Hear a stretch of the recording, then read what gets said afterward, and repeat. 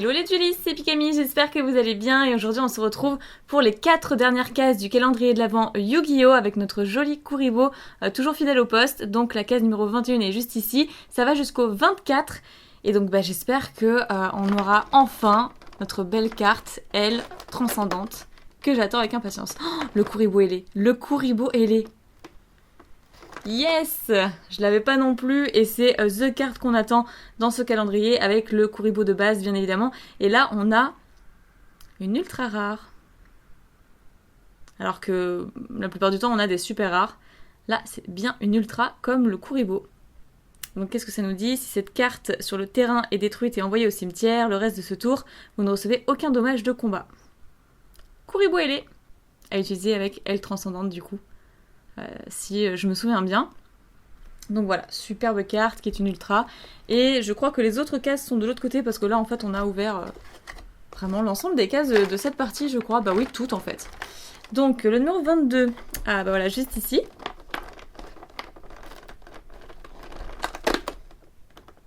Voilà, elle transcendante. Mais j'attends cette carte depuis le début. Ouais, j'aime trop.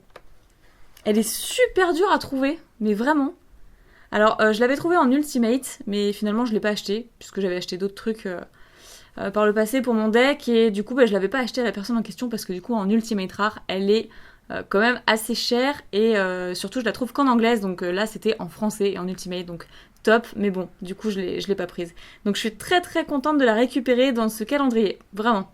Donc je voulais un petit peu ce que c'est, donc déjà c'est une magie rapide, et je voulais un petit peu ce que c'est et pourquoi je l'attendais autant. Donc je l'avais découvert dans Yu-Gi-Oh! GX cette carte. Donc envoyez un Kuribo ailé face recto ou face verso que vous contrôlez et 2 cartes depuis votre main au cimetière. Invoquez spécialement un Kuribo ailé, level 10, depuis votre main ou deck. Donc le level 10, du coup on l'a eu précédemment. Dans la première ou deuxième vidéo je crois. Parce que j'ouvre 5 cartes par vidéo. Donc là 4 puisque ça s'arrête à la case 24. Mais voilà pourquoi je voulais absolument cette carte pour passer du Kuribo ailé de base au Kuribo ailé level 10. Voilà, je suis trop contente. Donc c'est une super rare, ils l'ont pas fait en ultra rare là. Ok, 2 superbes cartes, je suis très contente. Donc, la 23, où est-ce qu'elle se trouve?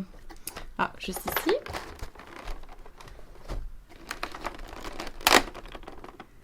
Ah bah non, je croyais qu'on l'avait déjà eu. Mais c'est lequel qu'on a eu alors? C'était un autre Kuribo ailé level. Mais je sais plus quel level c'était du coup. Bah le level 10, le voilà. Bah le voilà, comme ça vous voyez sa forme. On dirait un mini dragon ailé de rat. Je sais pas ce que vous en pensez. Mais la forme ici, enfin voilà. Donc je vous lis du coup, parce que ça va certainement vous intéresser, vu la carte précédente et le Kuribo ailé, puisque du coup elles vont ensemble. Ni invocable normalement, ni posable normalement, voilà, vous l'aurez compris. Uniquement invocable avec aile transcendante qu'on vient de tirer. Donc durant la battle phase de votre adversaire, c'est un effet rapide. Effet rapide veut dire durant le tour de chaque joueur. Vous pouvez sacrifier cette carte face recto. Détruisez autant de monstres en position d'attaque contrôlés par votre adversaire que possible, et si vous le faites, infligez des dommages à votre adversaire égaux à la somme des attaques d'origine de ces monstres détruits. C'est beaucoup trop fort. Voilà, et je crois que c'est Jaden du coup qui l'utilisait, j'en suis même sûre. Donc c'est beaucoup trop puissant ce combo, j'aime trop. Donc je pense vraiment que je vais me faire un deck Kuribo, même si effectivement ça ne rivalisera jamais avec les decks méta du moment, mais je trouve ça fun de jouer ces decks là. Et le 24... Waouh! Oh waouh! Oh mais magnifique! Magnifique! Regardez ça! C'est top! Ok, je savais pas que vous avez fait un Kuribo portatiste. Vraiment, je découvre complètement, je ne savais pas que cette carte existait. Et c'est une ultra rare.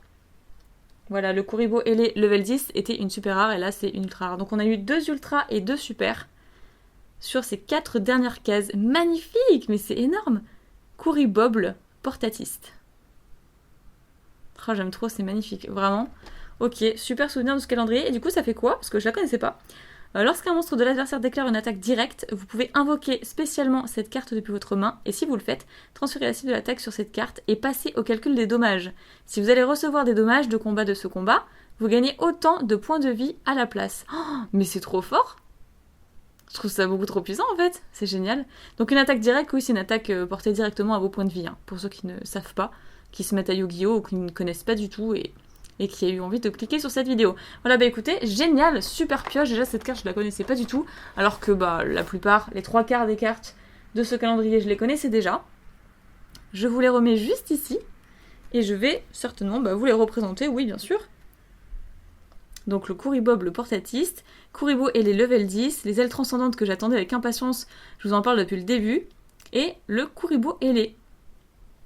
Magnifique, waouh, super tirage.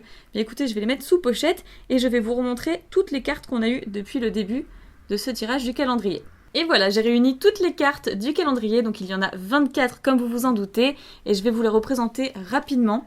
Donc le Kuribo en ultra rare, multiplicateur, Kuribo limpide, un jeton. Voilà, c'est le Kuribo ailé level 9 qu'on avait eu précédemment. Je sais pas pourquoi je m'étais dit que c'était le level 10, mais on l'avait pas encore obtenu, donc c'est le level 9. Donc voilà, je vous remonte vraiment rapidement, parce que sinon vous avez les anciennes vidéos pour une petite piqûre de rappel. Et les 4 dernières cartes. Hop. Pour moi les meilleures, les plus importantes, hormis la première qui était le Kuribo. Bien évidemment, je les ai classées et mises sous pochette. Et j'espère que ça vous aura plu. Voilà, moi en tout cas j'ai été vraiment très contente de faire ce calendrier. Je remercie encore une fois Konami de m'avoir offert ce calendrier puisque j'avais hésité à l'acheter. Et puis au final, ils m'en ont fait cadeau. Donc encore 1000 merci à eux. On se retrouvera pour de prochaines vidéos Yu-Gi-Oh! Mais cette fois-ci qui porte sur ma collection. Je pense que ça vous intéresse. Et pourquoi pas de mon deck. Je vous ferai un deck profile de mon deck magicien et magicienne des ténèbres. Et bien voilà, c'est ici que je vous laisse. N'oubliez pas de vous abonner à la chaîne pour de nouvelles vidéos Yu-Gi-Oh! À mettre un petit pouce bleu, ça fait toujours super plaisir. Quant à moi, je vous dis à très bientôt les duelistes. Bye bye.